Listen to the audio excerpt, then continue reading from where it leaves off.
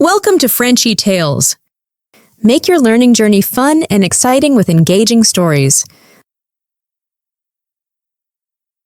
Je m'appelle Anna. J'ai 52 ans. Je possède une petite boutique. J'ai une famille. Aujourd'hui, ma vie est calme et sûre. Mais il y a 20 ans, une nuit d'hiver a changé qui je suis. Cette nuit-là, j'ai presque laissé un homme mourir de froid. Je me souviens très clairement de ce moment.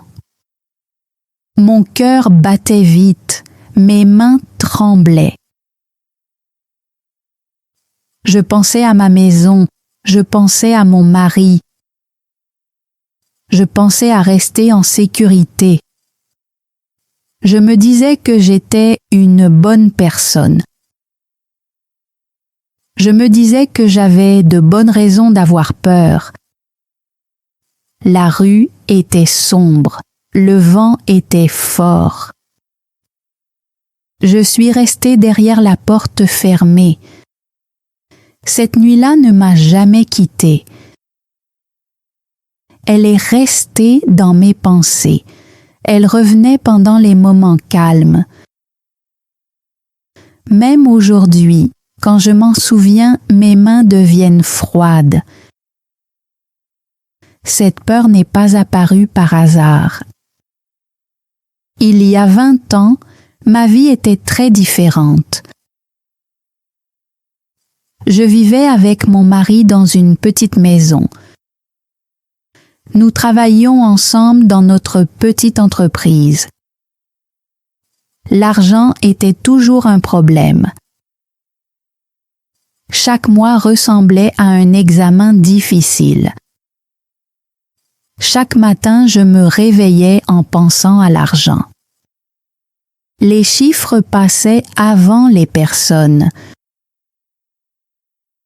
Nous travaillions sans repos. Nous comptions chaque dollar. Nous planifions chaque pas. Je croyais que notre vie dépendait du fait d'être prudent. Pas de prendre des risques. La peur vivait avec nous. La peur s'asseyait à notre table chaque soir.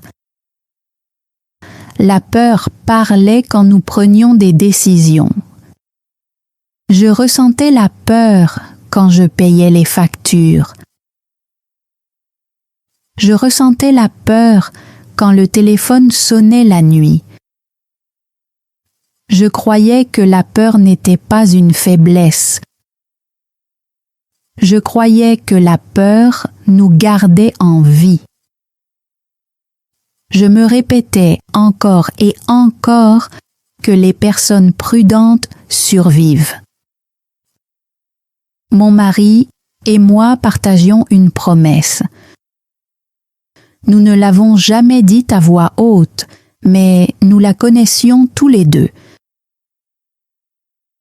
Si nous restions prudents, nous restions en sécurité. À l'intérieur de notre maison, tout semblait contrôlé. La soupe cuisait lentement sur la cuisinière. La pièce était chaude et silencieuse. Mon mari tournait calmement les pages du journal. Tout semblait stable. À l'extérieur, le monde semblait dangereux. Le vent frappait la porte. La neige touchait la fenêtre. Je ressentais le froid sans ouvrir la porte. Je croyais que le monde extérieur ne pardonnait pas les erreurs. Le dîner était souvent silencieux. Les factures restaient sur la table. Je regardais les chiffres. Mon mari écoutait les nouvelles. Nous ne parlions pas beaucoup, nous observions, nous attendions. Nous croyions que les personnes qui observent attentivement font de meilleurs choix. J'étais fière de cette idée. Je pensais que cela nous rendait forts. Cette nuit-là, avant que tout ne change, j'ai encore regardé par la fenêtre. J'ai vu un homme debout dehors. Il était immobile. Il regardait les gens passer devant lui. Il ne demandait pas d'aide. Il ne bougeait pas. Je ne comprenais pas pourquoi cette image restait dans mon esprit. Elle semblait étrange, elle semblait fausse. Aujourd'hui, je sais que ce moment était important. Mais cette nuit-là, je ressentais seulement une peur silencieuse. Je croyais qu'elle disparaîtrait. Elle n'a jamais disparu. Je l'ai revue quand j'ai ouvert la porte pour sentir l'air. Il se tenait sous le lampadaire, maigre et très immobile. La neige tombait sur son manteau, mais il ne s'est pas approché. Ma poitrine s'est serrée. Je pensais au froid. Je pensais à la porte. Puis je suis rentrée à l'intérieur et je l'ai refermée. La serrure a fait un petit bruit. Je savais que j'avais choisi la sécurité. Avant de me détourner, j'ai regardé encore une fois à travers la vitre. Il ne s'est pas avancé vers la maison. Il n'a pas demandé d'aide. Il n'a pas frappé. Il est resté là où il était, silencieux comme s'il n'attendait rien du tout. À l'intérieur, j'ai essayé d'agir normalement. J'ai enlevé mon manteau, j'ai posé mes clés sur la table. Mes doigts semblaient raides et lents. Je me disais que j'avais fait le bon choix. Je me disais que peut-être quelqu'un d'autre l'aiderait. Peut-être qu'il trouverait un endroit chaud. Peut-être que ce n'était pas ma responsabilité. Je répétais ces pensées encore et encore comme de vieilles règles. Peu à peu, je me suis sentie un peu plus calme. Je croyais que la nuit passerait. Je me disais qu'il y avait beaucoup d'autres portes dans le monde. Mon mari a regardé mon visage et m'a demandé ce qui n'allait pas. Je lui ai parlé de l'homme dehors. Il a jeté un regard vers la fenêtre puis vers moi. Il a dit que c'était risqué. Il a dit que nous ne savions pas qui était cet homme. Sa peur sonnait exactement comme la mienne. Nous avons parlé doucement, pas de colère, pas de voix forte, seulement de l'inquiétude. Je pensais aux portes cassées. Je pensais aux mauvaises histoires dans les nouvelles. Je savais que la peur parlait encore. Pendant que nous parlions, mes yeux sont retournés vers la fenêtre sans que j'y pense. L'homme était toujours là. Il ne marchait pas autour, il ne fouillait pas dans des sacs. Il ne touchait rien près de notre maison. J'ai remarqué ses mains. Il ramassait des canettes vides sur le sol. Il les plaçait en ligne droite, l'une après l'autre, lentement et avec soin. Quelque chose s'est tordu dans mon ventre. Je n'ai rien dit, j'ai seulement regardé. C'était étrange. Je ne savais pas pourquoi. le vent est devenu plus fort. Je l'entendais frapper contre les murs. J'ai arrêté de parler. Je me suis rapprochée de la fenêtre. La neige volait maintenant de côté. Ma respiration a ralenti. Je me sentais très fatiguée. J'ai posé ma main sur la vitre froide. Pendant un court instant, tout à l'intérieur de moi est devenu silencieux. Pas de plan, pas de règles. Seulement le bruit du vent et le son de ma propre respiration. Je savais que ce silence ne durerait pas. J'ai reculé et je me suis dirigée vers la porte. Je me suis tenue là sans la toucher. Les battements de mon cœur résonnaient fort dans mes oreilles. Je pensais à la soupe encore chaude sur la cuisinière.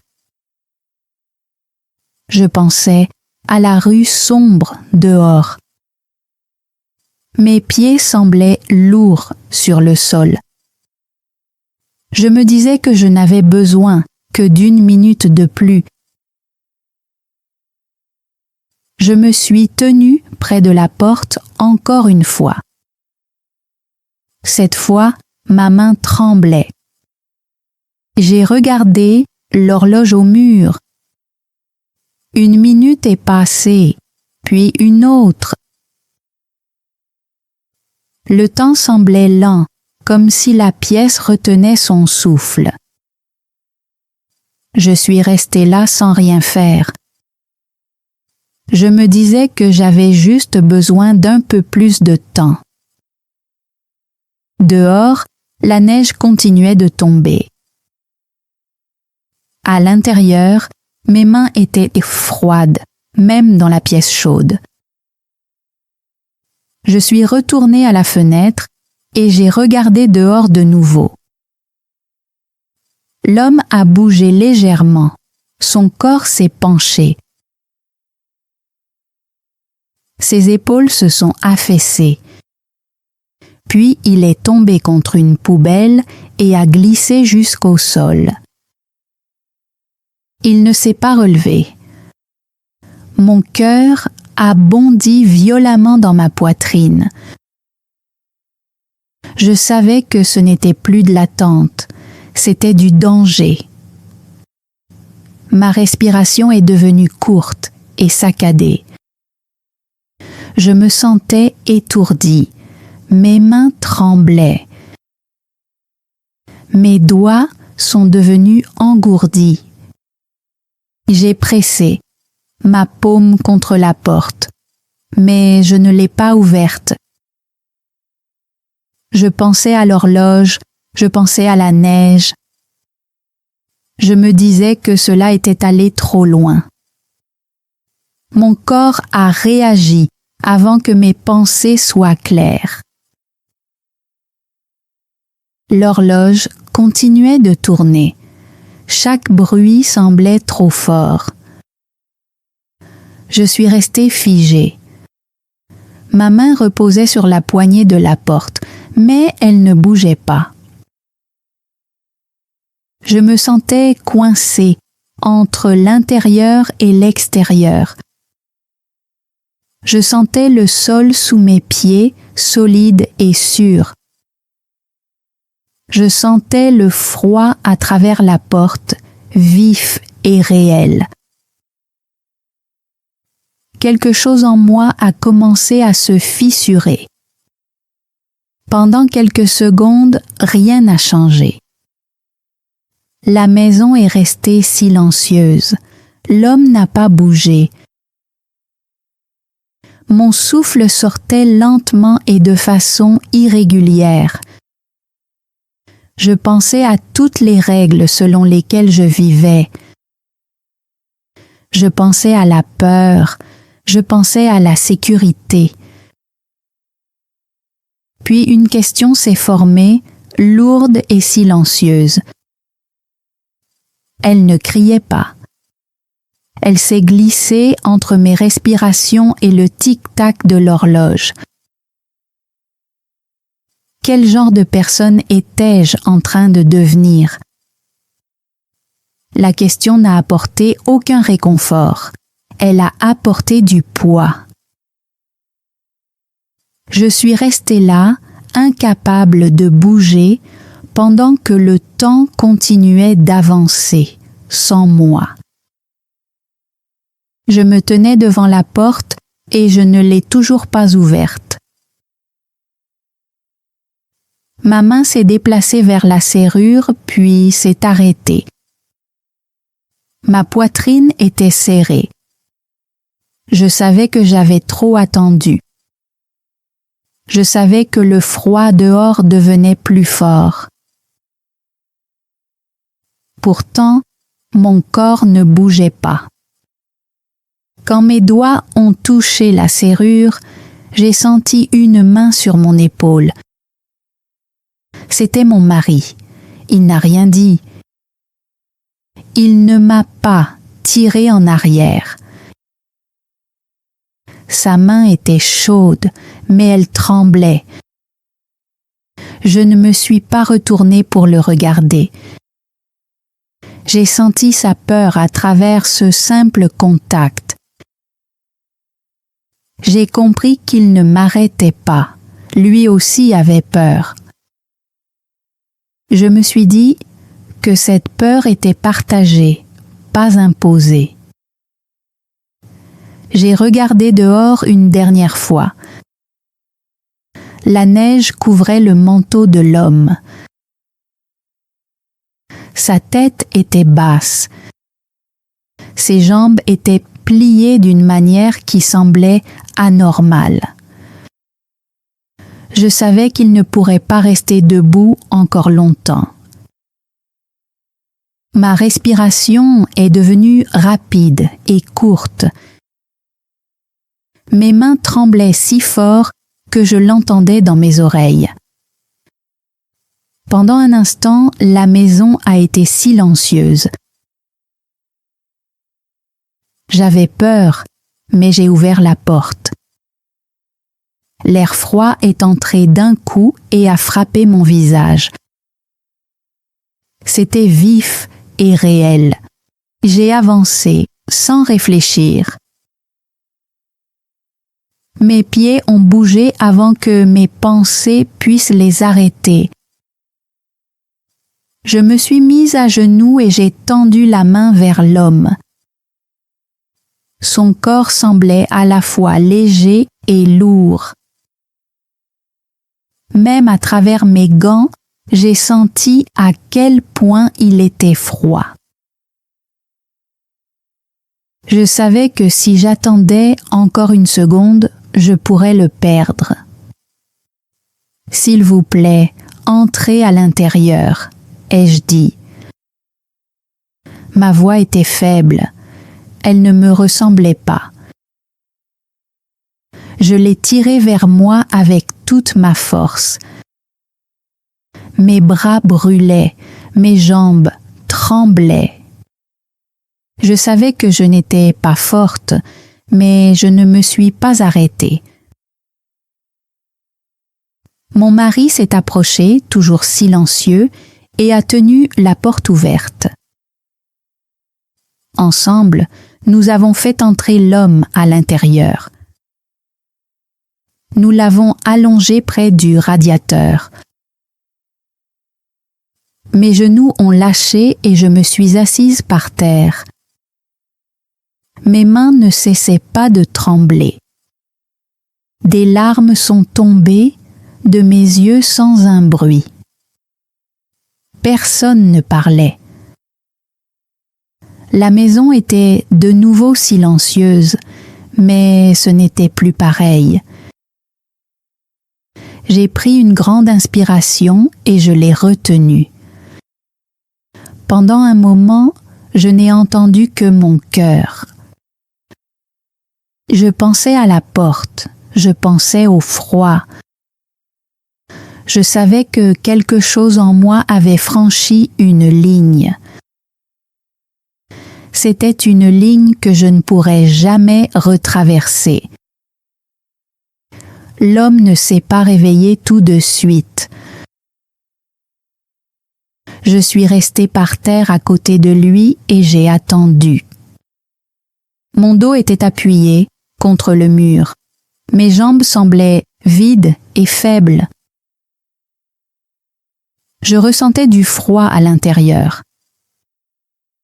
Même dans la pièce chaude, mes pensées retournaient encore et encore vers la porte. Je savais à quel point j'étais passée près de ne rien faire.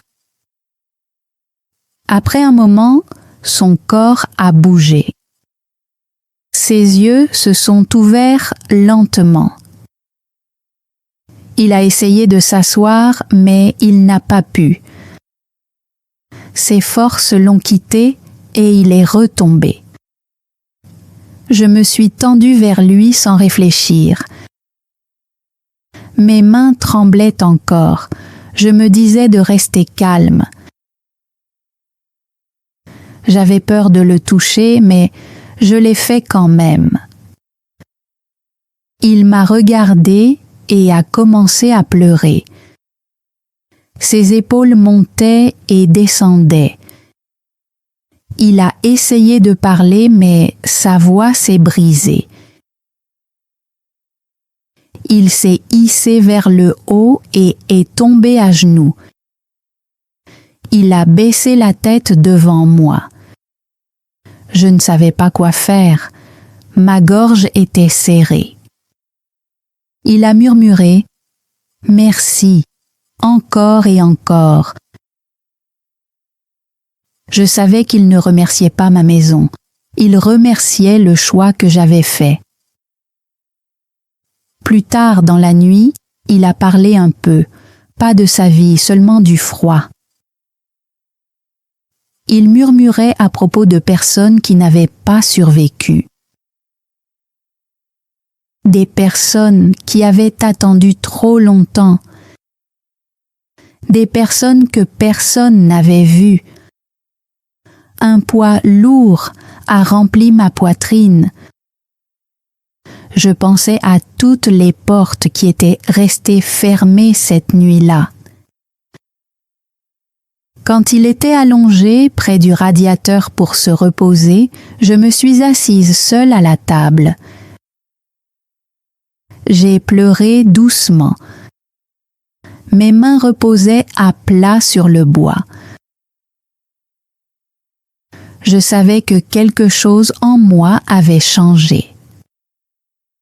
La maison ne se sentait plus pareille après cette nuit-là. Après cette nuit, je l'ai revue, pas tous les jours, seulement parfois. Ce n'était jamais prévu. Je le croisais près de la même rue ou près des vieux magasins. À chaque fois, mes pas ralentissaient. Je pensais à la porte, même quand je ne le voulais pas. Je lui apportais de la nourriture, parfois de la soupe, parfois du pain. Je lui donnais et j'attendais. Il la prenait à deux mains. Il hochait la tête une fois. Je hochais la tête en retour. Nous ne parlions pas beaucoup. Je ne lui ai pas demandé son nom. Il ne m'a pas demandé le mien. C'était mieux comme ça, simple, silencieux. Nous restions là un court moment. Des voitures passaient, des gens marchaient à côté. Il mangeait lentement. Je regardais ses mains. Elles étaient stables maintenant. Je pensais à la façon dont de petits gestes peuvent revenir encore et encore. Pas comme des miracles, mais comme des habitudes. Certains jours, je ne le voyais pas du tout. d'autres jours, si. Je ne savais rien de son passé, il ne savait rien du mien. Il n'y avait aucune promesse, aucun plan, aucun mot sur demain. Il y avait de la paix là-dedans. Quand je partais, je ne me retournais pas longtemps. Je me disais de continuer. Je croyais que cette petite bonté s'arrêterait là. Les années ont passé, la vie a continué. Mon commerce est entré dans une lutte silencieuse. Les ventes ont baissé, les vieilles idées ne fonctionnaient plus. Je sentais la pression revenir, mais cette fois, c'était différent. Je croyais avoir appris à rester en contrôle, mais les chiffres ont cessé de m'obéir. La peur est revenue et s'est assise tout près encore une fois. Un après-midi froid, je l'ai revu. Il se tenait près de la rue, calme et silencieux comme avant. Nous avons parlé un peu plus que d'habitude, mais nos mots sont restés simples. Il ne donnait jamais de conseils. Il ne me disait jamais quoi faire. Il parlait seulement de ce qu'il observait. Il regardait les gens s'arrêter. Il les regardait hésiter. Il les regardait se détourner quand ils se sentaient incertains. Au début, je ne le comprenais pas. Il disait que les gens ralentissent quand la peur entre en eux. Ils regardent le sol. Ils suivent les autres au lieu de choisir pour eux-mêmes. J'écoutais. Quelque chose en moi a bougé. Je pensais à ma boutique, je pensais à mes clients. J'ai compris que j'avais vu ces choses aussi, mais que je ne leur avais jamais donné de nom. Il ne parlait pas comme un professeur. Il parlait comme quelqu'un qui était resté immobile très longtemps. En rentrant chez moi, je répétais ces mots dans ma tête. Je pensais à la façon dont la peur change les décisions. Ma poitrine était serrée, puis plus légère. J'ai compris que je regardais les chiffres, pas les personnes. J'ai fait de petits changements. J'ai observé où les gens s'arrêtaient. J'ai remarqué quand ils se sentaient incertains. J'ai arrêté d'essayer de tout contrôler. Peu à peu, le commerce a recommencé à respirer. Il ne m'a jamais dit que j'avais raison. Je ne lui ai jamais dit merci. Mais je savais que cette nouvelle façon de voir avait déjà commencé. La gentillesse n'est pas seulement un sentiment. C'est un choix que nous faisons dans de petits moments. C'est une clé qui ouvre des portes vers une sagesse que nous ne savions pas exister. Quand nous agissons avec bienveillance, nous changeons la façon dont nous voyons les autres. Nous changeons aussi la façon dont nous nous voyons nous-mêmes. Je crois que la gentillesse enseigne la dignité, même quand la vie semble injuste. Elle nous donne une nouvelle manière de voir quand la peur essaie de nous guider.